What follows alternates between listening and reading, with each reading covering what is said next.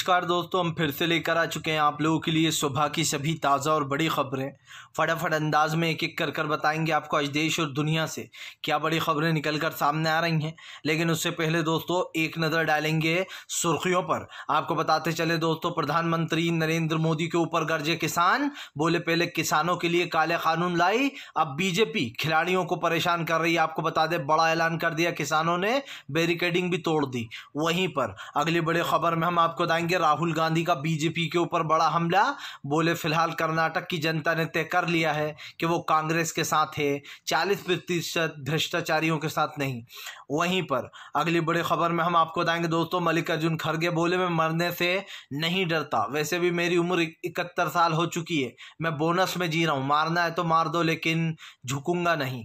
वहीं पर अगली बड़ी खबर में हम आपको बताएंगे दोस्तों, दरअसल आपको बताते चले प्रियंका गांधी का बीजेपी के ऊपर बड़ा हमला। बोले फिलहाल 40% वाला आतंकवाद चल रहा है कर्नाटक में, बीजेपी के ऊपर प्रियंका जमकर भड़की, कन्नड़ भी बोली, वहां के लोग हुए काफी खुश। वहीं पर अगली बड़ी खबर में हम आपको बताएंगे दोस्तों, संजय सिंह का बीजेपी के ऊपर बड़ा हमला। बोले शराब घोटाला सिर्फ हवाई निकला, बीजेपी के पास कोई सबूत नहीं मिला। वहीं पर अगली बड़ी खबर में हम आपको बताएंगे दोस्तों, दरअसल आपको बताते चले आखिरी दिन के सर्वे ने उड़ा दी भाजपा की नींद। सारे सर्वों में दोस्तों कांग्रेस की ही बड़ी जीत। आपको बताते चले दोस्तों, दरअसल आपको बता दें कांग्रेस सबसे बड़ी पार्टी बनकर उभर रही है कर्नाटक में, या फिर यूं कह दें कि सबसे बड़ी पार्टी की जीत होने वाली है। वहीं पर अगली बड़ी खबर में हम आपको बताएंगे दोस्तों, किसानों ने बैरिकेडिंग तोड़कर दे दिए संकेत, अगर 15 दिन के अंदर बृजभूषण को नहीं हटाया तो इससे भी खतरनाक होने वाला है अब आंदोलन। वहीं पर अगली बड़ी खबर में हम आपको बताएंगे दोस्तों, आम आदमी पार्टी के अरविंद केजरीवाल का बीजेपी के ऊपर बड़ा हमला। बोले ईडी और सीबीआई सब हुए झूठे साबित, हमने सिर्फ 19 लाख रुपए खर्च किए थे कैश में, वो भी जो दोस्तों गोवा चुनाव हुए थे, जबकि ईडी ने आरोप लगाया था करोड़ों रुपए बर्बाद करे इन्होंने। बताएंगे क्या कुछ मामला निकला है। तो सारी खबरें दोस्तों फटाफट अंदाज में देंगे। आपको बता दें अब इरफान सोलंकी की पत्नी बदला लेने के लिए अपने पति के प्रचार कर रही हैं। जी हाँ, पति इरफान सोलंकी जेल में बने, अब उनकी पत्नी ने जिम्मेदारी उठा ली है। तो सारी खबरें फटाफट अंदाज में देंगे, एक एक कर देंगे। फिलहाल फिर चलिए बढ़ते हैं सबसे पहली और सबसे बड़ी खबर की ओर। दरअसल दोस्तों आपको बताते चले, राहुल गांधी का प्रधानमंत्री नरेंद्र मोदी के ऊपर बड़ा हमला। बोले फिलहाल सरकारें खरीद कर गिराने का ये जो ट्रेंड चल रहा है ये जनता बदल देगी। आपको बताते चले राहुल गांधी ने कहा कि इस बार इतने वोट देना कि ये जो बीजेपी का ट्रेंड है MLS खरीदने का, ये ट्रेंड ही ख़त्म हो जाए। राहुल गांधी ने कहा कि आप लोग कम सीटें दोगे तो बीजेपी फिर से सरकार गिराने की कोशिश करेगी, इसलिए अब की बार इतनी सीटें दे देना कि हमें किसी पार्टी की ज़रूरत ना पड़े। जाहिर सी बात है दोस्तों, अगर सबसे ज़्यादा कांग्रेस को सीटें मिलती हैं तो उसे विपक्ष का भी साथ मिलेगा ही, वो तो खैर। लेकिन इससे ये होता है दोस्तों कि ज़्यादा विधायक होते हैं तो सरकार गिराना बहुत मुश्किल होता है। जाहिर सी बात है, जैसे आपने देखा कि अशोक गहलोत के पास काफ़ी अच्छे वो थे विधायक, यानी कि ज़्यादा क्वांटिटी थी उनके पास। सचिन पायलट थोड़े विधायक कोड़ा ले गए, तब भी उन्हें कोई फ़र्क नहीं पड़ा क्योंकि उनके पास बहुमत का आंकड़ा था। और यही कारण है दोस्तों जो राहुल गांधी ये उम्मीद कर रहे हैं कि उनको ज़्यादा से ज़्यादा वोट मिले। आपने देखा होगा राहुल गांधी का एक और वीडियो भी वायरल हो रहा है, जिसमें राहुल गांधी अपनी पार्टी का प्रचार करने के लिए लोकल बस में चढ़ गए।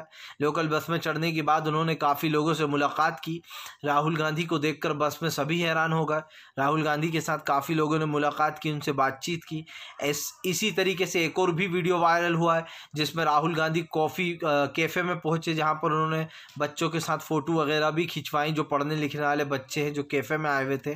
साफ दिखाई दे रहा है दोस्तों कि राहुल गांधी पहले वाले थे वो राहुल गांधी कहीं खो गया है। जैसे कि राहुल गांधी ने कहा था कि अब राहुल गांधी को ढूंढना मत, वो राहुल गांधी मर चुका है। आपको बताते चले दोस्तों, राहुल गांधी ने जिस तरीके से प्रचार का एक तरीके से माहौल बनाया, पहले कांग्रेस से लोगों को ये शिकायत रहती थी कि कांग्रेस प्रचार नहीं करती है सही से, वो सिर्फ चुनाव के वक्त ही प्रचार करती है। लेकिन अब की बार दोस्तों राहुल गांधी ने न सिर्फ एक अलग राहुल गांधी बनकर बताया, बल्कि दोस्तों राहुल गांधी की इस छवि को लोग पसंद करने लगे। चलिए बढ़ते हैं एक और अगली बिग ब्रेकिंग की तरफ। बता दोस्तों अगली जो बड़ी खबर निकल कर आ रही है, मल्लिकार्जुन खड़गे का बयान सुनकर दोस्तों तमाम कार्यकर्ता, तमाम वहाँ पर हिंदू मुस्लिम भाई जितने भी बैठे हुए थे वो सब के सब दोस्तों इमोशनल हो गए। दरअसल आपको बता दें मल्लिकार्जुन खड़गे का ये भाषण वायरल हो गया है। मल्लिकार्जुन खड़गे ने कहा कि हमारे भारत में ज़्यादा से ज़्यादा इंसान 75-71 साल ही जीता है, लेकिन मुझे तो 81 साल हो चुके हैं। मैं तो बोनस में जी रहा हूँ और तो 3-4 साल जीऊँगा, फिर शायद नहीं रहूँगा। आपको बताते चले, खरगे ने कहा कि मुझे मारना है तो मार दो मेरे परिवार को, मुझे, लेकिन मैं झुकने वाला नहीं हूँ। मैं हमेशा सच्चाई के लिए लड़ा हूँ और लड़ता रहूँगा। मल्लिकार्जुन खरगे ने कहा कि बीजेपी हार से बौखला गई है, वो अब मारने पर उतारू हो गई है। आपको बताते चले दोस्तों कि दरअसल बीजेपी के एक नेता ने कहा था कि मल्लिकार्जुन खरगे की पूरी फैमिली को वो साफ कर देंगे, और ये ऑडियो उनका तेज़ी से वायरल हो गया था। जब बीजेपी के इस नेता की पोल खुली तो लोग देखते ही रह गए। आपको बता दें, खरगे के जैसे ही खरगे ने अपनी मौत की बात की, वहाँ पर बैठे हुए तमाम मुस्लिम लोग थे, बहुत सारे मुस्लिम लोग आए हुए थे, हिंदू भाई आए हुए थे, तमाम लोग थे वहाँ पर, सब लोग इमोशनल हो गए। आपको बता दें, खरगे ने जो बयान दिया है दोस्तों, उसके लिए हिम्मत चाहिए। आप समझिए, राजनीति में दोस्तों सब आना चाहते हैं, सब अपने फ़ायदे के लिए आना चाहते हैं, लेकिन बहुत कम लोग ऐसे होते हैं जो सच में देश का भला भी चाहते हैं। और यही कारण है जो मल्लिकार्जुन खरगे के इस बयान के ऊपर लोगों ने खरगे की जमकर तालियां बजाई। और देखा जाए दोस्तों तो बीजेपी के नेता ने जो बयान दिया है उसको कहीं से भी सही नहीं ठहराया जा सकता। आप एक इंसान के बारे में बोल रहे हो कि हम पूरे परिवार को साफ़ कर देंगे, इसका मतलब क्या होता है साफ़ कर देने का? और उसके बावजूद भी देखिए कि बीजेपी का नेता कह रहा है मैंने तो ऐसा कुछ किया ही नहीं। ऑडियो वायरल हो रहा है बंदे का, लेकिन उसके बाद भी कह रहा है कि ये मैंने ऐसा कुछ भी नहीं करा है। फिलहाल चलिए बढ़ते हैं एक और अगली बिग ब्रेकिंग की तरफ। बता दोस्तों, अगली जो बड़ी खबर निकल कर आ रही है, आपको बताते चले दोस्तों, असदुद्दीन ओवैसी का बीजेपी के ऊपर बड़ा हमला। बोले द केरल स्टोरी के लिए टाइम है देखने के लिए, लेकिन पूरा का पूरा मणिपुर जल रहा है। अगर फुर्सत मिल जाए नरेंद्र मोदी तो मणिपुर में भी देख लेना। दरअसल दोस्तों, मणिपुर पूरी तरीके से जल के राख हो रहा है। वहाँ पर एक के बाद एक हंगामे हो रहे हैं, आप समझिए दंगे फैल रहे हैं, एक दूसरे के समुदाय एक दूसरे को मार रहे हैं, लेकिन नरेंद्र मोदी कर्नाटक चुनाव और द केरल स्टोरी में बिजी हैं। आप समझिए, एक ऐसा प्रधानमंत्री जो प्रोपेगेंडा फिल्मों को प्रमोट करने लगे, ये मैंने पहली बार देखा है। ये भी मैंने पहली बार ही देखा था कि इस देश का प्रधानमंत्री विदेश में जाकर डोनाल्ड ट्रंप का प्रमोशन करे और कहे कि अब की बार डोनाल्ड ट्रंप फिर से सरकार। लेकिन हुआ क्या? डोनाल्ड ट्रंप हार गए उनका प्रचार, मोदी का प्रचार करने के बावजूद भी। अब सवाल ये उठता है कि आप प्रोपेगेंडा फिल्मों को बल देते हो। इससे पहले आपने द कश्मीर फाइल्स को प्रमोट किया था और कहा था कि सब द कश्मीर फाइल्स जाकर देखें। अब प्रधानमंत्री वही का वो हथकंडा दोस्तों, आप समझिए केरल स्टोरी जाकर देख रहे हैं तमाम बीजेपी के नेता, चाहे वो नरोत्तम मिश्रा हो, चाहे वो कैलाश विजयवर्गीय हो, जितने भी लोग हैं दोस्तों, वो बीजेपी के लोग केरल स्टोरी देख रहा है और कांग्रेस को टिकट भेज रहा है कि आप भी देखो। अरे भैया, कांग्रेस को थोड़ी ना देखना प्रोपेगेंडा फिल्म। ये केरल स्टोरी आपकी हो सकती है, जिसने ये फिल्म डायरेक्ट की है उसकी हो सकती है, लेकिन असल में केरल ऐसा नहीं है।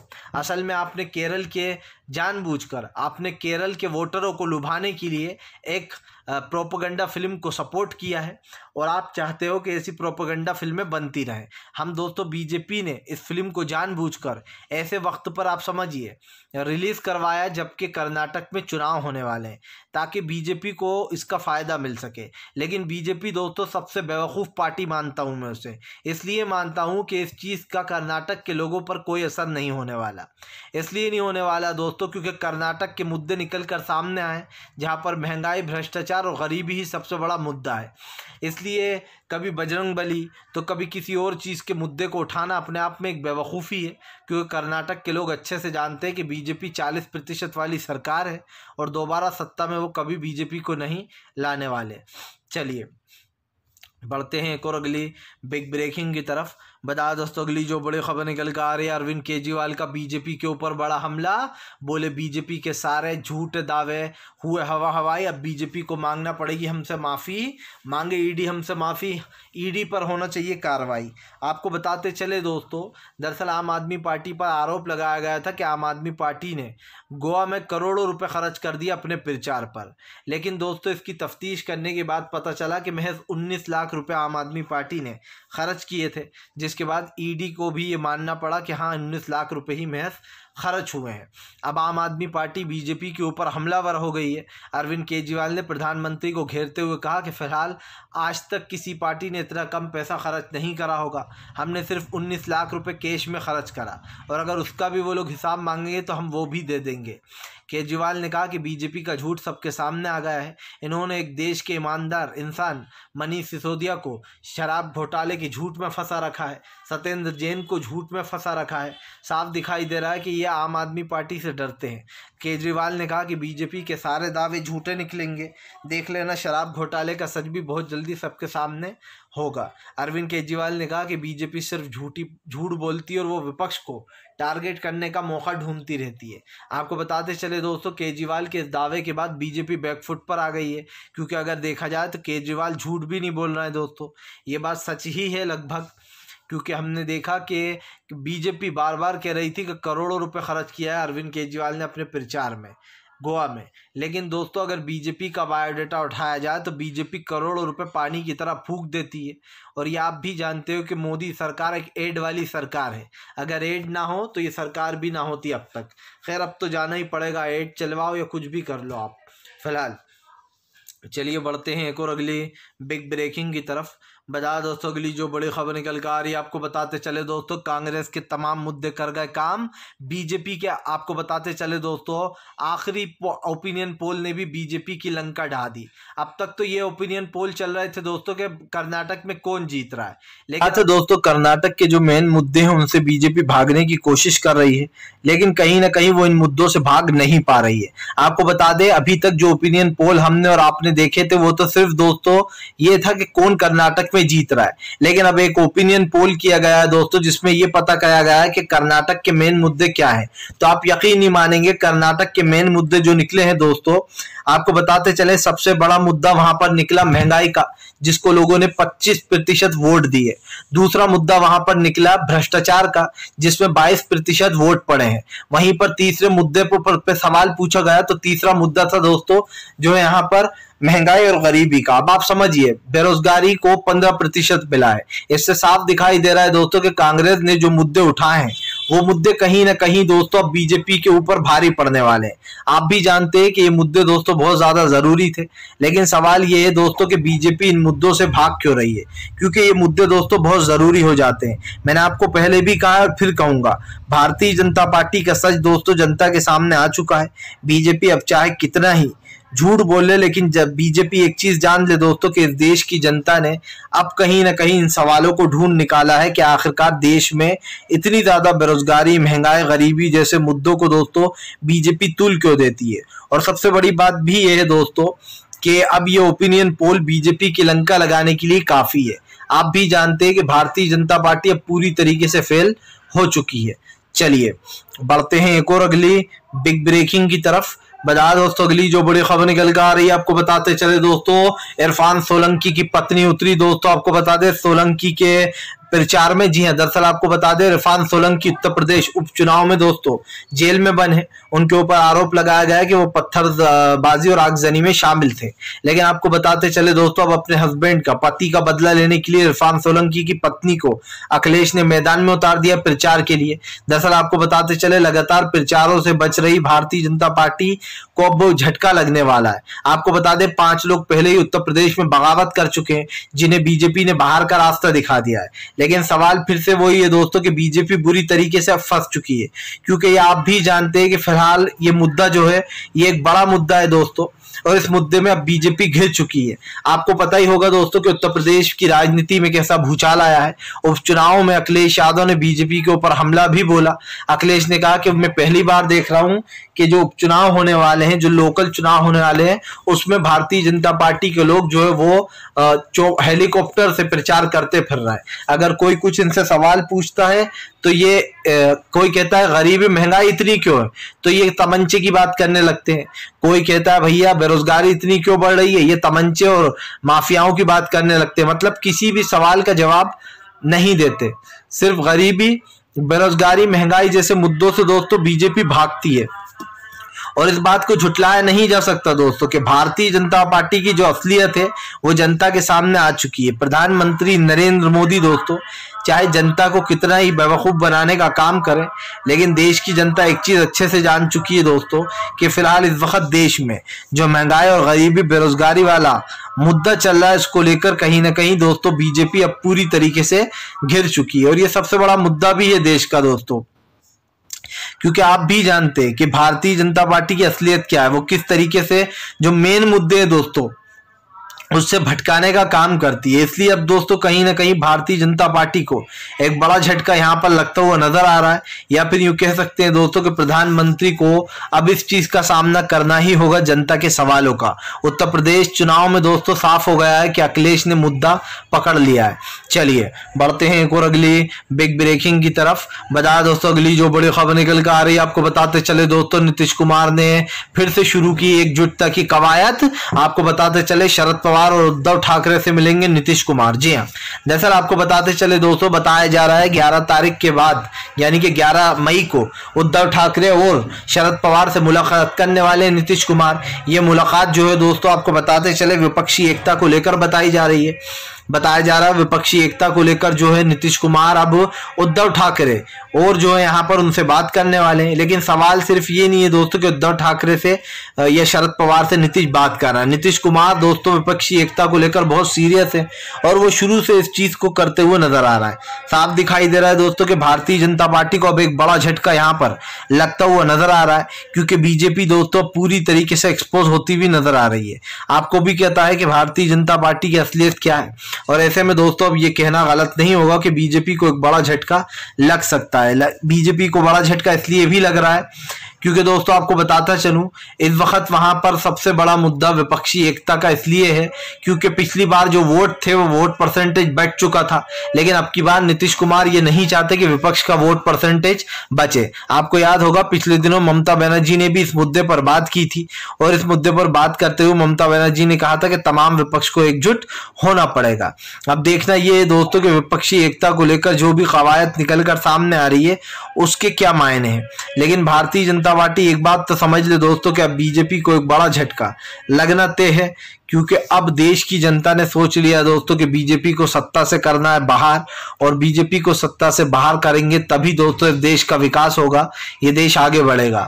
फिलहाल तो यह है कि अब बीजेपी को उल्टी गिनती शुरू कर देना चाहिए। चलिए बढ़ते हैं एक और अगली बिग ब्रेकिंग की तरफ। बता दोस्तों अगली जो बड़ी खबर निकल कर आ रही है, आपको बताते चले दोस्तों प्रधानमंत्री नरेंद्र मोदी को लगा एक और बड़ा झटका। जी हां, आपको बताते चले दोस्तों कर्नाटक में प्रियंका गांधी ने बीजेपी को घेरा, उठाए तमाम मुद्दे।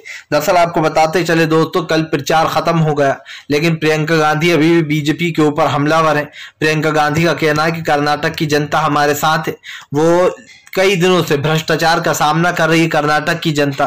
प्रियंका ने कहा कि कर्नाटक के लोग अब 40% वाली सरकार के दबाव में रहने लगे हैं। प्रियंका गांधी ने कहा कि जनता देख रही है बीजेपी ने किसके साथ क्या किया है। जाहिर सी बात है दोस्तों, जो लोग इस वक्त सरकार को बचाने की कवायद में लगे हैं उनको लेकर कहीं ना कहीं बीजेपी पूरी तरीके से घिर चुकी है। और सबसे बड़ी बात यह भी है दोस्तों कि अब भारतीय जनता पार्टी के पास कोई भी चांस बचा नहीं है, क्योंकि बीजेपी चाहे कितनी ही कोशिश कर ले, लेकिन दोस्तों इस देश की जनता बीजेपी को सत्ता में कर्नाटक में खास करके नहीं लाने वाली। अभी तो सिर्फ कर्नाटक खेल है, असली खेल तो 2024 में शुरू होगा। प्रियंका ने कहा कि फिलहाल कर्नाटक की महिलाओं को पीछे घसीटा जा रहा है, वो आगे बढ़ना चाहती हैं लेकिन सरकार उन्हें पीछे ले आती है बार बार। कर्नाटक में जो विकास रुका हुआ है अब उस पर बात होगी। प्रियंका गांधी ने कहा कि फिलहाल तमाम देश की जो जनता है हम उसके साथ खड़े हुए हैं। प्रियंका की इस बात से दोस्तों एक चीज तो साबित हो गई है कि अब प्रियंका गांधी बीजेपी को लेकर लगातार हमलावर हो गई हैं और भारतीय जनता पार्टी को सीधे सीधे चुनौती भी दे दी है। चलिए बढ़ते हैं एक और अगली बिग ब्रेकिंग की तरफ। बता दोस्तों अगली जो बड़ी खबर निकल कर आ रही है, आपको बताते चले दोस्तों भारतीय जनता पार्टी के ऊपर गरजे कपिल सिब्बल, बोले इलेक्शन कमीशन करता है बीजेपी के इशारे पर काम। दरअसल दोस्तों आपको बता दें कांग्रेस को नोटिस जारी होने के बाद कपिल सिब्बल लगातार बीजेपी के ऊपर हमलावर हो गए। आपको बताते चले कपिल सिब्बल ने उस नोटिस का जिक्र करते हुए कहा जिसमें ईसी यानी कि इलेक्शन कमीशन ने कांग्रेस से ये जवाब मांगा है कि वो बीजेपी के भ्रष्टाचार का सबूत दे। आप समझिए दोस्तों, हर कोई चुनाव प्रचार में भ्रष्टाचार का जिक्र करता है, लेकिन मैंने